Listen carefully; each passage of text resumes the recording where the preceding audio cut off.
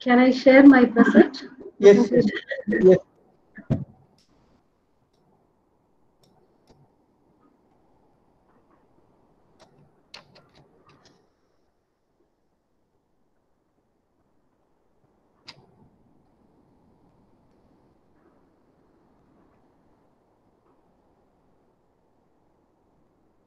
Uh, is it okay? Yeah, it's visible. Fine. Um, so this is my institute. I hope our then director, Dr. Vijay Mohan Pillai, he has introduced our institute and the work we are doing it right now. And he was my mentor during my period of work on supercapacitor. I have visited his lab and done some few work also. So our headquarters is situated in Delhi under the Council of Scientific and Industrial Research. It is formally called CSIR. It was established during 1942, and we have 38 national laboratories all over the country with various spectrum of economic, industrial, and societal sectors. The R&D activities covers fields from aerospace engineering, ocean sciences, molecular biology to metallurgy, chemicals, mining, food, leather, road research, whatnot. Whichever you like, you can have our institute all over in India.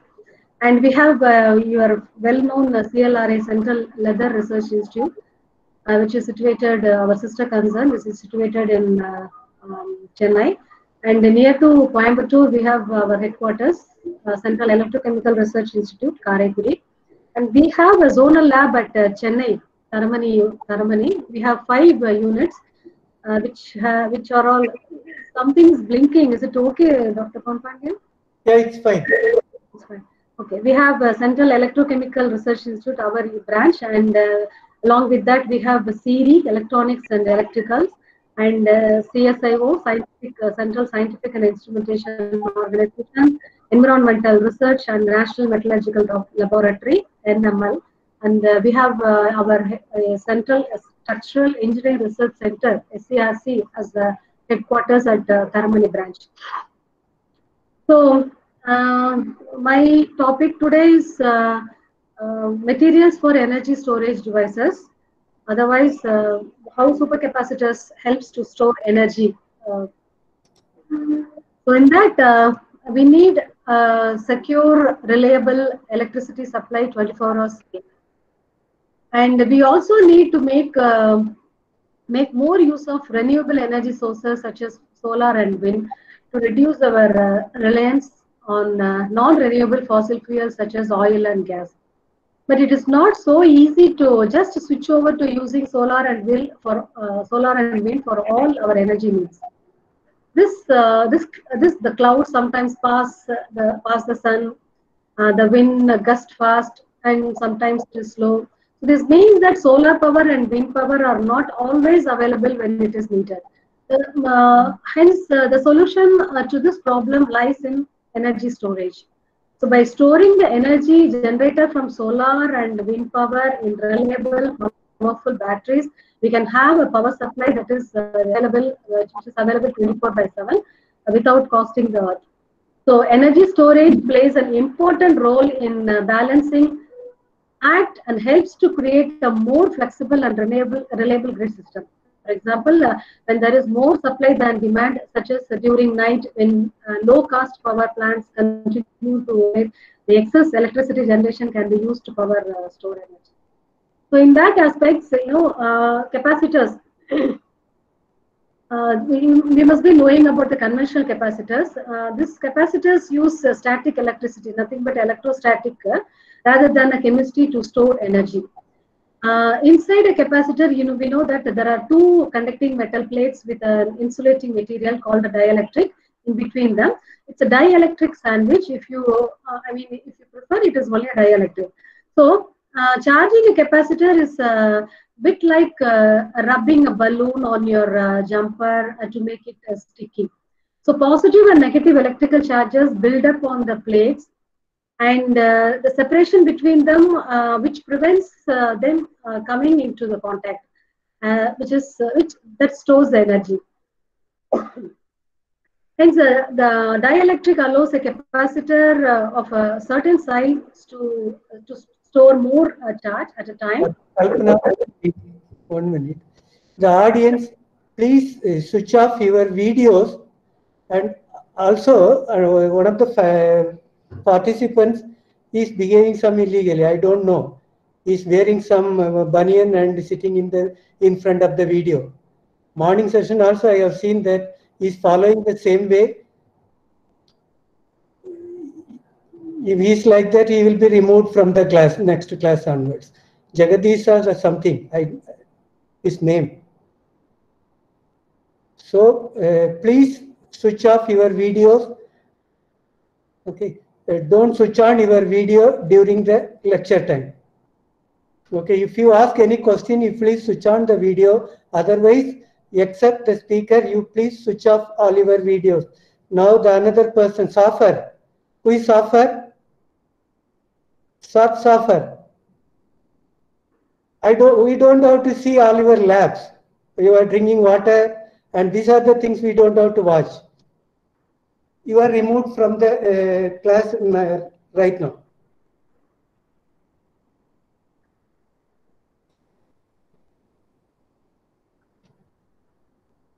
Okay, I can remove him like that. Please, all the participants, please be switch off your videos during the class hours. Please give respect to the teachers. Okay, this is not the way to do like this in the classes.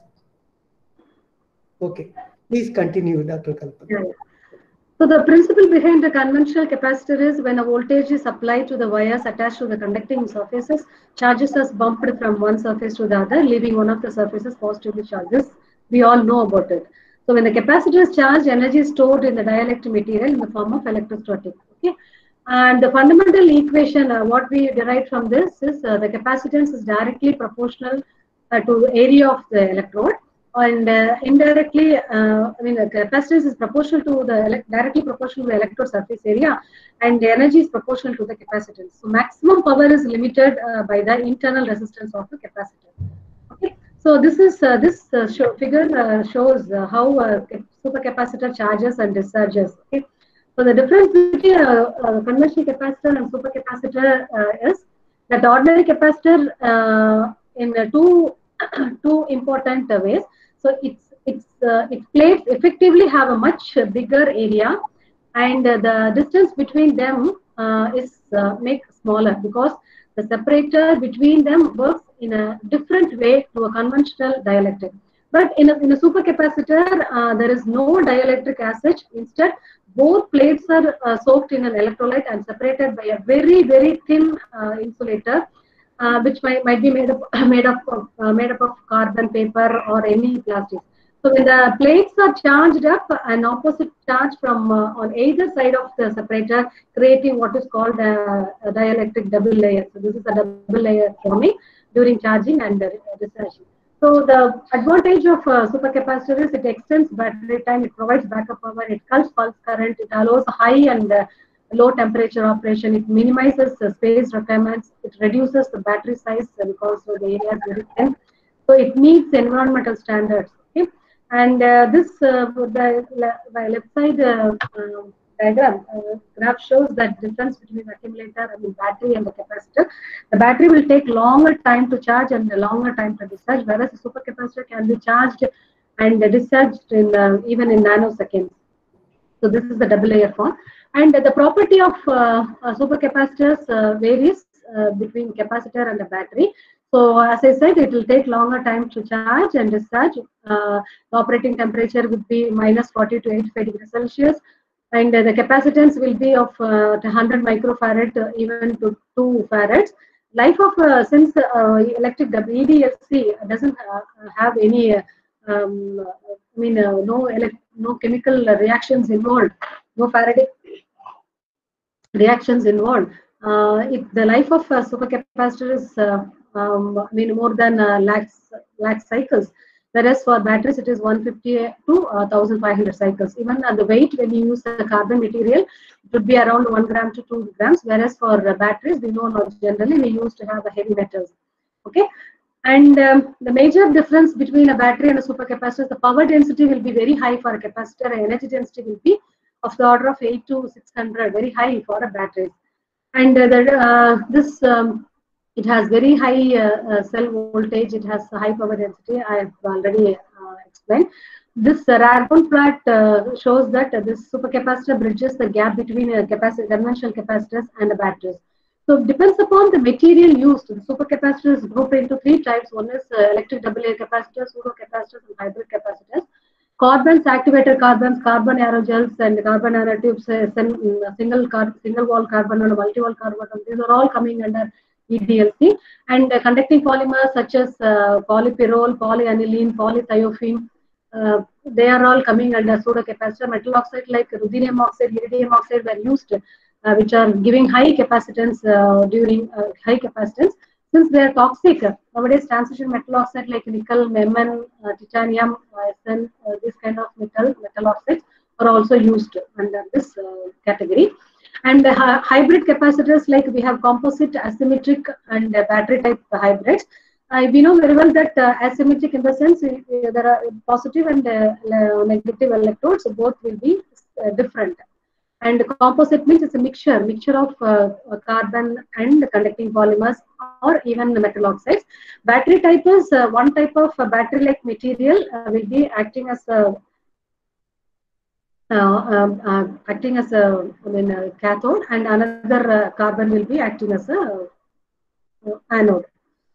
And this is the hybrid which connects or which gives synergistic effect from a battery and electric double layer source. So this is the thing I have explained. And why we are going behind this activated carbon? So activated carbon is a material derived mostly from charcoal that has been treated with oxygen, creating many tiny pores between the carbon atoms. So generally, in a bulk level or in a huge level, activated carbons are prepared from charcoals or from that's coconut shells. But nowadays, people started working activated carbon in any form, even bio waste or agriculture waste or from any waste materials, even from e-waste. So this activated carbon has been classified into 7 types, like powdered, granular, extruded, bead activated, impregnated, polymer coated, and carbon cloth. This is some kind of pictures shown regarding this powdered, granular, and pelleted form. So we know very well that the applications of activated carbon includes mainly for water treatment, which is unavoidable nowadays, air treatment, gas purification, gold purification, metal extraction, gas, even filter mask, etc. And what is the importance of activated carbon EDLC? This is the thing, it takes us to the research for activated carbon from biomaterials. The first thing is it exhibits high surface area. The surface area even up to 2,500 meters square per gram as in the powder form, woven cloths, even as a fibers. So as of now, it is very low in cost effective. It has high electrical conductivity. The electrode production technology is very well established, and charge storage is predominantly capacitive rather than heat inducing Faraday reactions. So the EDLC with this activated carbon is the thickness of the double layer depends on the concentration of the electrolyte and on the ion and on the size of the ions. So the porous electrodes achieve high capacitance. Okay, and these are all some of the properties of electrochemical capacitors with carbon cloth, activated carbon, aerogel, and all. I think these are all references you can obtain from anywhere. When you Google it, you will get it. And this property varies when you change the electrolytes from KOH to acid to alkali.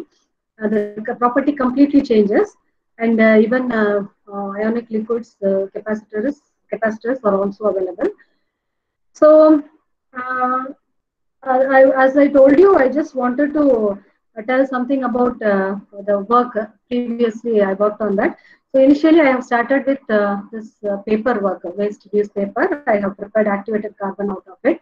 So we know very well that about in day-to-day life, about 1/5 of the contents of household dustbins consist of paper and any cardboard, in which half of is newspapers and magazines.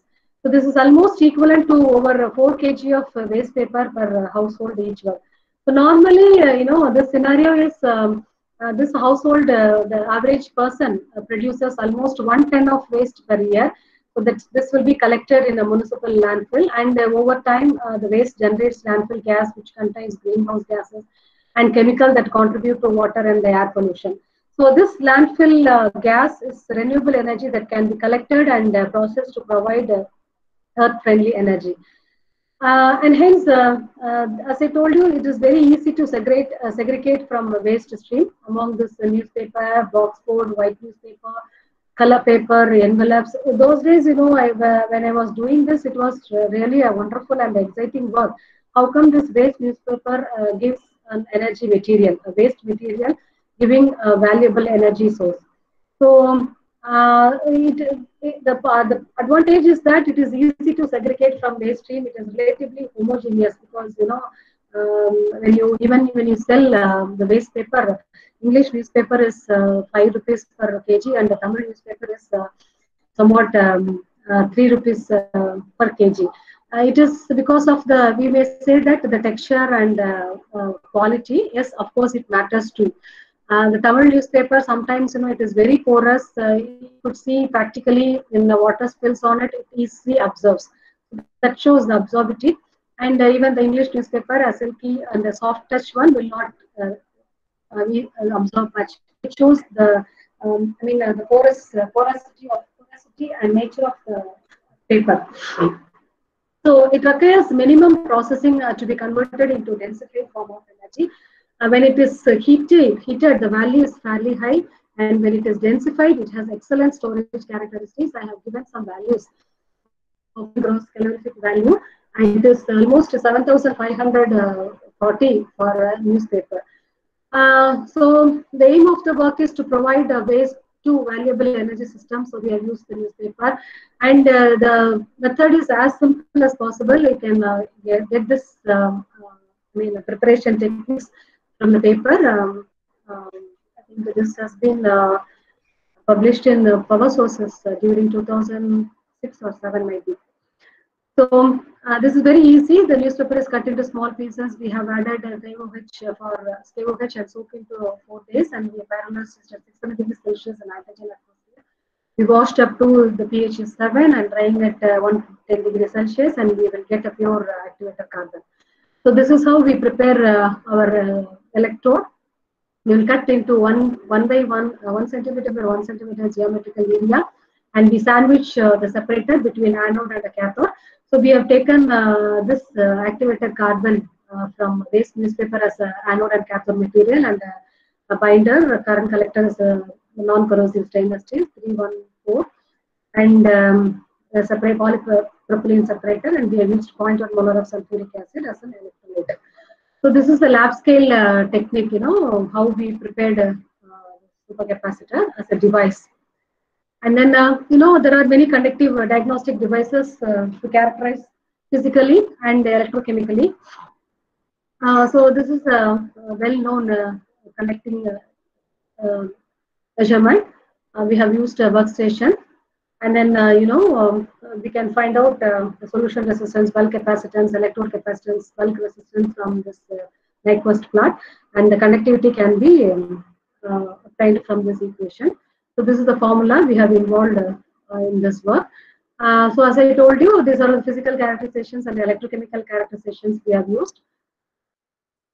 And to our surprise, when we did elemental analysis, this carbon, this paper-based newspaper has a carbon content of 71.358% and 78.70 atomic weight percentage. So when we did this CHN analysis, the carbon content was for a paper ash, it was 34.39. This is what interesting one. Only when you just burn the paper and it will become an ash, right? So when we have taken this CHN analysis for a paper ash, it is only 34.39. When we activated, it was around 78. So this is the FTR analysis. You know that these are all up to 1.10. Dr. Panpandian, are you? Please, yes, please. I think something is blinking from my display. Is it okay? Here it is okay, fine. I don't know. Somehow it is blinking and. It is FTIR paper as that slide, no? No. Yeah. Yeah, Okay. it's fine, it's fine. Okay. Okay. So we could find some hydroxyl group and asymmetric stretching of silicon and oxygen bond. And then this is a typical TG and thermal gravimetric analysis. You know very well that at 100, around 100 degrees Celsius, the water will go out, and then we could get some effect of pyrolysis conditions uh, because of this weight loss. And the typical XRD, NA, BET analysis, surface analysis. And this is the sum of paper ash, and this is after activation. So you could see the particle diameter is in the range of 200 to 500 nanometer. The particles are more compact and uniformly distributed, and there is a good network interconnected, good network of interconnected pores, and these pores are in the size of nanometers. So this is after 3 lakh cycle. We have cycled up to 3 lakhs, and even after 3 lakhs, it was working. You could see the good connectivity. And this is a typical cyclic voltammogram generally. And from this current and scan rate, we can find out the specific capacitance of capacitor. So we have also obtained a typical, not typical, almost rectangular type cyclic voltammetry with different scan rates. So it shows a high current in the potential sweep, and this is a self discharge, which is very minimum. And this specific capacitance of 160 farads per gram is calculated from CV, and the galvas this capacity is also almost stable even up to 2,500 cycles. So this is the formula we have used. I think after this I will share my PPT. To conclude, this mesoporous activated carbon produced from waste newspaper by K-Vich activation is a very useful electrode material for a supercapacitor, and it gave a maximum of 160 farads per gram with a good cycle stability, and it has a good high surface area and a good pore diameter. So I think this kind of material you can also think of because nowadays we should be thinking of 3 Rs: recycle, reuse, and reduce. So in that aspect, you can also think of making a waste material into a valuable energy storage system. So next one is camphor carbon nanobits, a new electrode material for supercapacitor. This paper has also been published in I think also. Okay, so okay. Before going into that, I would also like to share one of my recent works. That is, we have collected some mushroom compost. China is the major production of mushroom, and the Chinese will consume more number of mushrooms as they are protein rich in their meals. So it is like tons and tons of mushrooms will be cultivated, and after cultivation, the compost will be kept waste, and that waste are used for landfill or to feed some animals, and after that, they don't know how to. You make use of this mushroom-based compost. They don't know how to reduce the compost and how to recycle it. There are some papers in that, and they have wisely used and recycled this compost for some methanol. Some work. I'm sorry, I don't remember that. So we thought, why don't we make use of that as an active material for fuel cells work? So we have used this kind of work for our fuel cell as well as supercapacitor. This fuel cell work has been published. So we have taken and we have obtained this waste mushroom from a vendor from Kolattur. We have collected that compost. The compost is mainly composed of Vaicol. We know that, right? Straws, Vaicol, and all fibers only, and it is well moistured. It is very fibrous. So after we collecting, we have just washed it very well and dried in the sunlight for more than 24 hours, and we crushed with a mixture. This is the substrate we got it. And after that, as usual, we have done activated procedure. We have obtained a very good activated carbon of around 800 farads meter square per gram, sorry, 800 meters per gram surface area. We have done routine Raman spectra for its nature, and then we have made a supercapacitor electrode, and we have obtained a very good uh, specific capacitance. And we have activated this carbon into three temperatures like 700, 800, 900, below which it was not properly proper. It was not a good proper powder. It was very sticky. We have faced some practical issues. So we have optimized this 700, 800, 900 degrees Celsius, and we achieved some good performance with a good surface area around for 800 degrees Celsius activated carbon.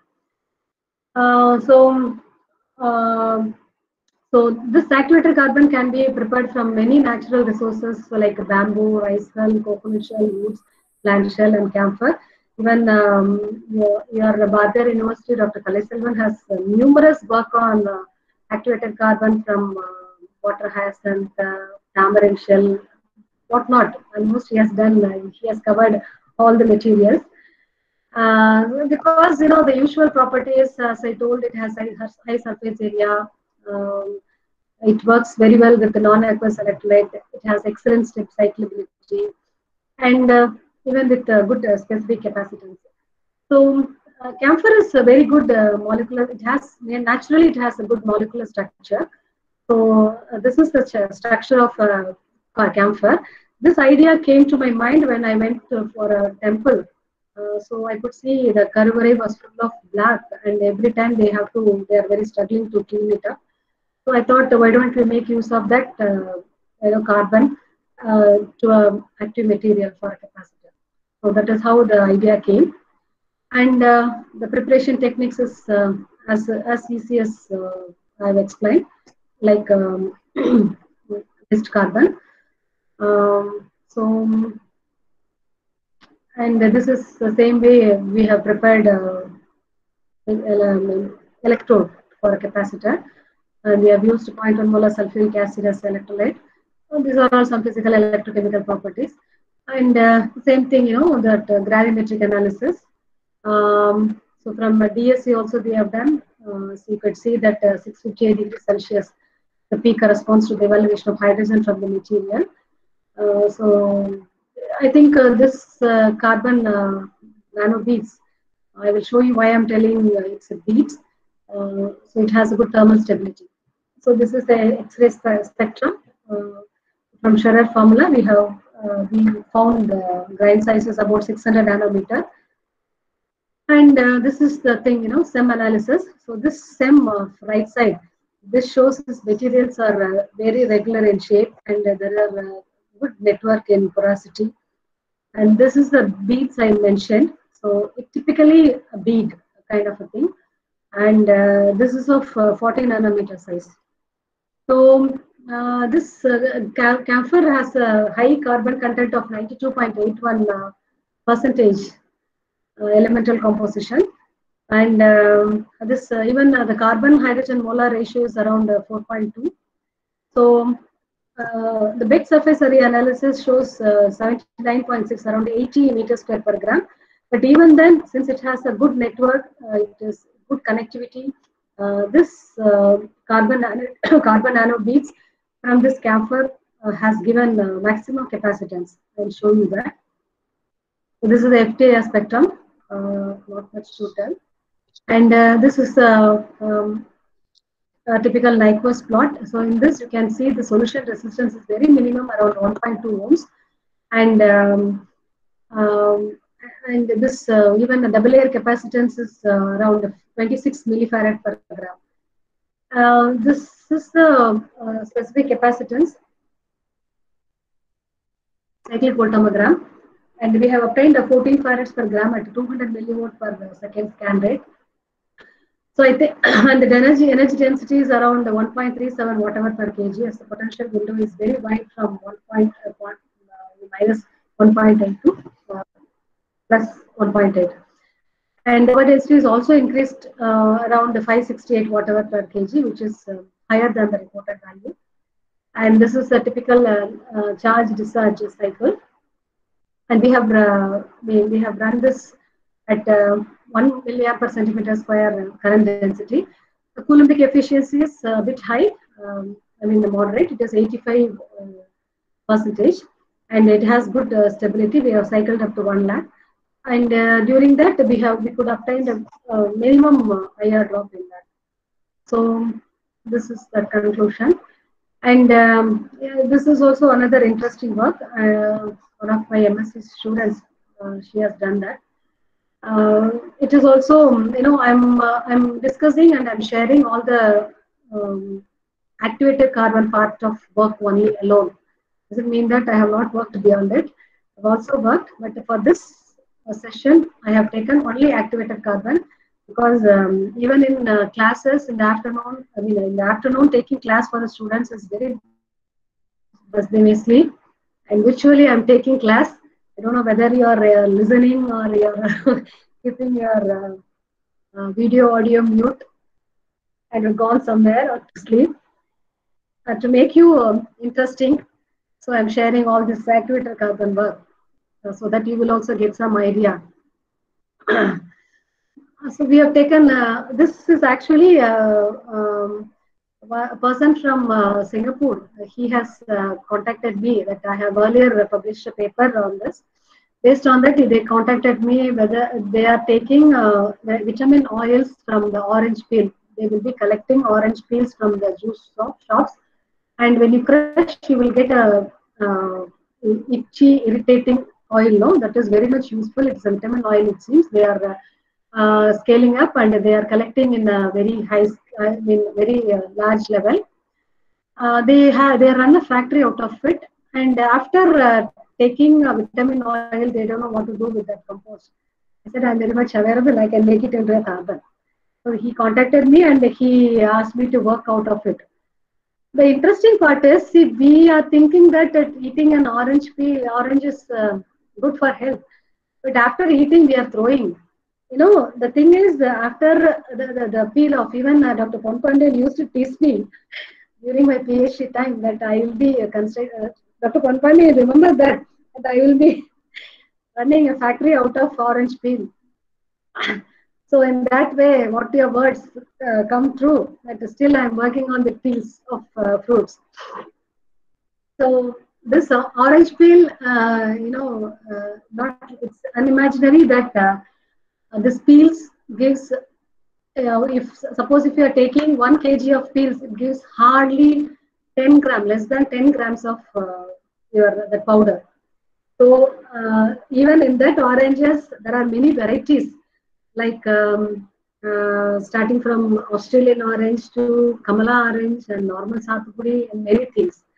So we have collected somewhat a good orange so that we will eat the fruit and we can collect peels from out of it. So we have taken 1 kg of orange. We ate all the oranges and we washed routinely. And we dried and we cut into small pieces. My student, she's very smart. She has cut into a very sincere, and she has cut even the pieces also in a very scalable unit. She cut it and she dried it and to 100 degrees Celsius and made it to grind it properly. Even that grinding was very uniform in size. And after that, she put it into a mixture. Even the squeeze also counted a lot. The RPM is also counted.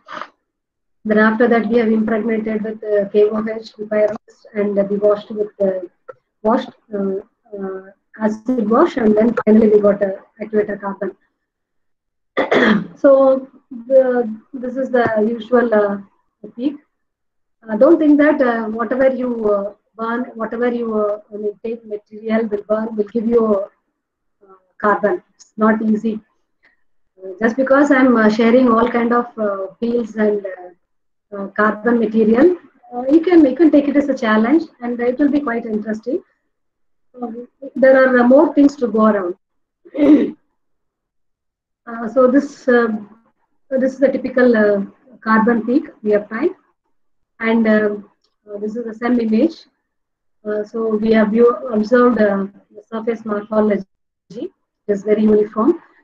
We have got a bit of KOH in that, and we have washed properly, and so that the KOH has gone completely.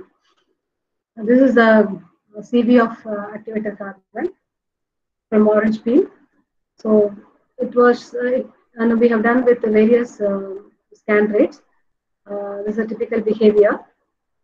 So the capacitance of the cell decreases linearly. We know that in the current density increases. So this is the work with Dr. Kalai Selvan. I'm very proud to share this. So he has done this flexible solid state flexible fiber capacitor with the different shapes. This is the material called agave americana. It is kind of a chapati curly.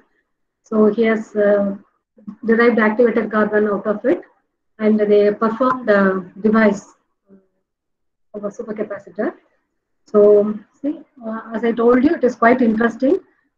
This linear, zigzag, and spiral capacitor, each and every capacitor is showing different properties and different capacitance. And this is how I can find out this from the paper. And this they charged the capacitor from solar panel. And this is a discharge behavior.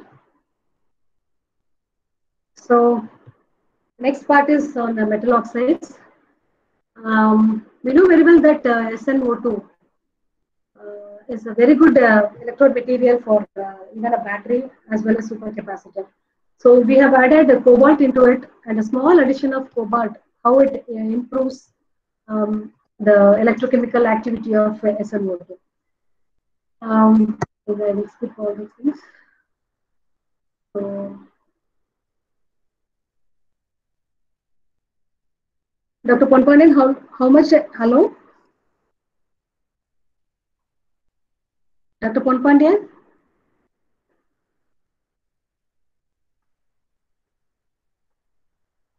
Can I proceed?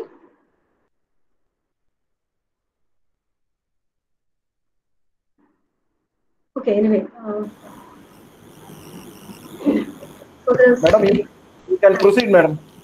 Yeah, okay. So I can take up to 230, right? I think. Yeah, yes, ma'am. Yeah. So the tin chloride is added with 0.1 molar of sodium hydroxide with the CTAP, and we have hydrothermally treated at 150 degrees Celsius for 24 hours. We have washed with distilled water, we dried at 16 degrees Celsius. This is as simple as possible, and this experimental method preparation techniques is available in all the literatures. So this is how we do characterization techniques. And then by using the Scherer formula, we could get, we have calculated the grain size of 2.3 nanometer.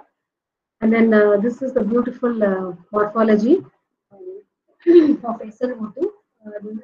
So this addition of this first one, A figure is as prepared powder. And when we add CO cobalt in increasing each way the term by term. So this the structure is enlarging, and this is the TEM image. The products are mainly well dispersed submicron spheres that indicates a high crystallinity of the material. This outer surface is constructed of many small nanoclusters which have been rapidly grown from the center of the spheres and resulting in the formation of hierarchical structure. So the size of the composite particles also decrease with increase in cobalt content. So this is the main result we have got. The size of the composite particles decreases when we increase the cobalt content. So we have obtained rectangular shape behavior of SnO2 by using cyclophotometry, and it gave a maximum capacitance of 840 farads per gram at 10 millivolt per second. and with the energy density of 84 watt-hour per kg, the high potential window of 0.8 to 1 volt. And we have obtained specific capacitance from current versus scan rate. And this is a typical symmetrical charge discharge cycles at 1 milliamp per centimeter per current density in 0.1 molar sulfuric acid. So it gives coulombic efficiency of 85% with a good stability, and we have run up to 10,000 cycles with a minimum IR drop. The power density, energy density, coulombic efficiency can be obtained from this equations. This is some of the metal oxides, not from me or from a lab. So this is just to share. From metal oxides, we can get this kind of nano class, nano shape.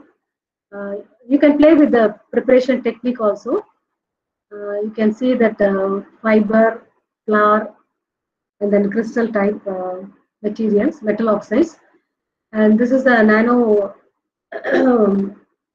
metal, nano flour. So this nanostructure metal oxides with FeO2, COO2, MnO2, and chromium. These are fabricated under microwave irradiation conditions in pure water without using any reducing capping reagent. The metal oxides self-assembled into octahedron spheres, triangular rods, spine, and hexagonal slope-like three-dimensional morphologies. And this is the beautiful nano roses. And this kind of nano roses are used for gas sensor research.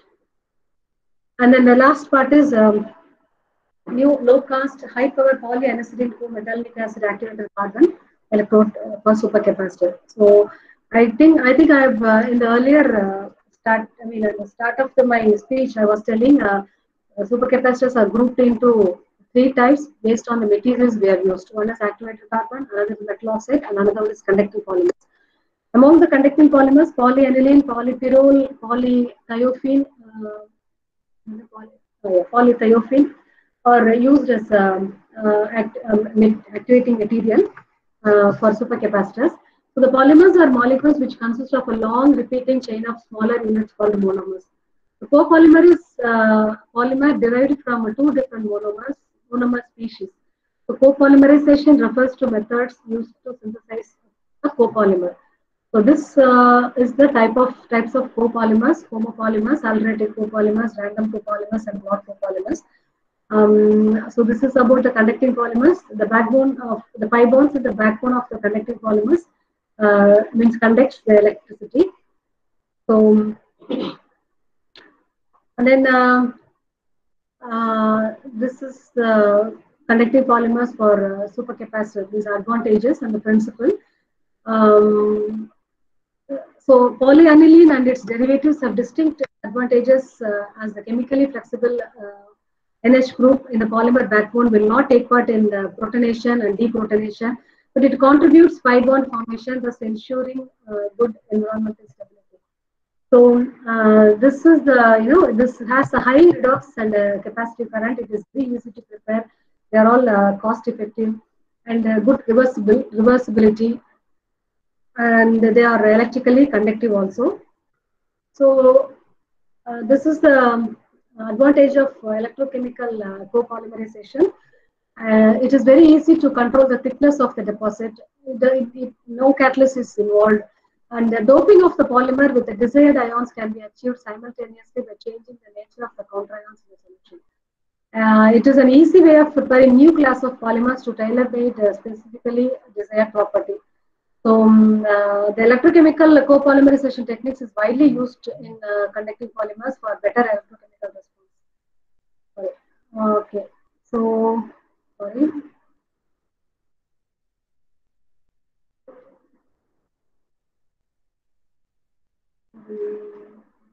Okay. So these are the preparatory techniques. We have used potentiostatic techniques. Among the potentiostatic, potential dynamic, galvanostatic method, you know very well that copolymerization can be done in these three techniques. So the general parameters are the mixture of monomers is in the molar concentration of 1:3. And we have used molar concentration of 0.1 molar in 0.1 molar sulfuric acid with the time of 15 minutes, and mild as a working electrode, platinum as a counter electrode. And the objective is to use cost-effective, commonly used stainless steel metallic substrate for potential dynamic electrode deposition, and to characterize the surface morphology. To compare with plain activator carbon, initially we have taken a stainless steel. Over that we have applied activator carbon, and on that we have electrochemically deposited polyanicidine, and to evaluate the cyclic performance with the 0.1 molar sulfuric acid. So this is the technique we have used. This is a typical CV plot in the sweep rate of 0.1 molar sodium sulfate solution. So the cyclic voltameter recorded during the electrode deposition of polyanicidine on activator carbon coated stainless steel substrate. So this right side figure is the comparison of CV of first initial one is black one is activated carbon, and the rose color is polyaniline, and the green one is polyaniline alone. So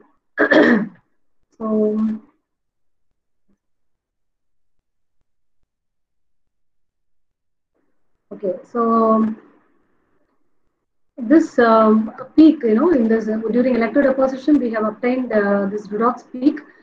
This is due to lipo-emeraldine and to emeraldine transition, and this is the surface morphology. This consists of small particles with a nano size of 500 to 100 nanometer, and this composite, that is polyanicidine with activator carbon composite, have been morphology of high surface area, which enhance electrical conductivity. The high porosity was suggested to be a key parameter for obtaining high power densities. This is the impedance analysis. So, solution resistance, ohmic resistance, and then this charge transfer resistance, they all obtained from this impedance plot. And the Warburg behavior seen in the spectrum is due to the diffusion, control, the doping, and de-doping ions. And this is cycled at 5 milliamp per centimeter square current density with a window of 1 volt, I think, and it is cycled up to 2000 cycles. It was giving a good capacitance, and you could see the blue line, and I mean, for a carbon, there was some drop near 600 cycles, and but otherwise it shows a typical symmetric behavior. This is a cyclic voltammogram for different scan rates. The discussion is when you deposit a high surface area carbon, the polymer film will grow layer by layer, and there will be an adhesive force between the polymer film and the activated carbon. Usually, when we have tried with stainless steel alone, and it was peeling it off, the deposition was not sticky, it was not stable after some cycles with different scan rates. First, initially we have deposited without the carbon, and with the activated carbon, as I said, the deposition was deposited layer by layer, and it was not peeling it off, as there is a good adhesive force between one layer to other layer. So we made a capacitor out of it with the polyaniline activated carbon based supercapacitor, which was giving 1.96 volt. This is the conclusion. So the last part is graphene nanosheet with cobalt oxide polyaniline. It's a hybrid supercapacitor. So we know in supercapacitor, two symmetric capacitors are connected in series. So when two symmetric capacitors are connected in series, the total capacitance will be half. So 1 by C total is equal to 1 by C plus 1 by C. So automatically the total capacitance will be C by 2. But whereas in a hybrid capacitor, one of the electrodes is replaced by a battery electrode. So we can get the total capacitance of the single capacitor electrode with the added advantage of the battery electrode. This is how hybrid capacitor works. So what is the novelty of this work is, we are taking graphene, cobalt oxide, and polyaniline. Graphene is giving high thermal, it gives high thermal conductivity, it is superior in mechanical properties, it has large surface area to volume ratio, and it is unusual, it has unusual electronic properties. Whereas when you take cobalt oxide, it is relatively free, it has high redox capacity, and has a theoretical specific capacitance of around 3000 per gram with a great reversibility. And the polyaniline I've just shown you, it has high capacitance, good environmental stability, cost effective, and very easy to prepare. So with that, we made this hybrid capacitor in this method. And graphene, we have chosen this modified Hummer method. This is the cell assembly, and these are all the method steps we have taken. These are XRD. I think I'm very. This is the FAR spectrum. It shows stretching.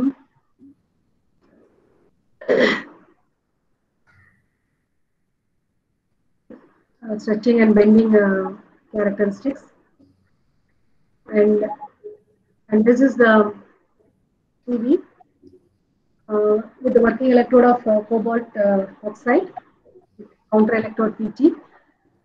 In 0.1 molar sulfuric acid, you could see the redox behavior.